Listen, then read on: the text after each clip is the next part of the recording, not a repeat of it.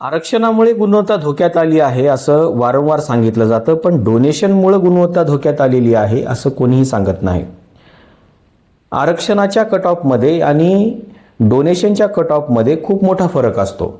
आता तुम्ही जर बघितलं तर मेडिकलला प्रवेश घेत असताना आरक्षणाचा जो कट ऑफ असतो हा ओपनच्या कॅन्डिडेटपेक्षा 1-2 मार्कांनी कमी असतो आणि खूप झालं तर एक 5 मार्काचा फरक आरक्षणाचा आणि ओपनच्या कॅन्डिडेटमध्ये असतो.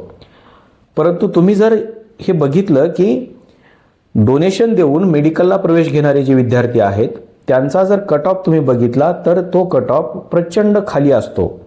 म्हणजे कधी कधी तरी तो 10 मार्कावरही असतो, कधी कधी ते 5 मार्कावरही असतो आणि काही उदाहरणं तर अशी आहेत की 1 मार्कावर देखील डोनेशन देऊन ॲडमिशन घेतलेलं आहे. म्हणजे असे काही विद्यार्थी आहेत. आता याच्यामुळे आरोग्य धोक्यात येत नाही का, याच्यामुळे मेरिट धोक्यात येत नाही का, असे अनेक प्रश्न आहेत. पण लोक नाव कोणाला ठेवतात, तर लोक नाव ठेवतात आरक्षणाला. आणि मग त्यांना असं वाटतं, जे डोनेशन देऊन मेडिकलला प्रवेश घेतात त्यांना असं वाटतं की आपण आरक्षणाच्या ठिकाणी असायला पाहिजे होतं.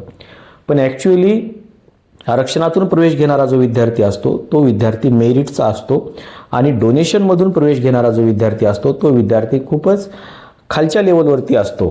त्याच्यामुळे आरक्षणाच्या विद्यार्थ्यासोबत डोनेशनच्या विद्यार्थ्याची जर तुलना केली तर तुमच्या असं लक्षात येईल किंवा याचा जर सर्वे केला आणि याचा जर अहवाल तयार केला तर तुम्हाला असं दिसेल की डोनेशनमुळे खऱ्या अर्थानं मेरिट म्हणजे गुणवत्ता धोक्यात आलेली आहे.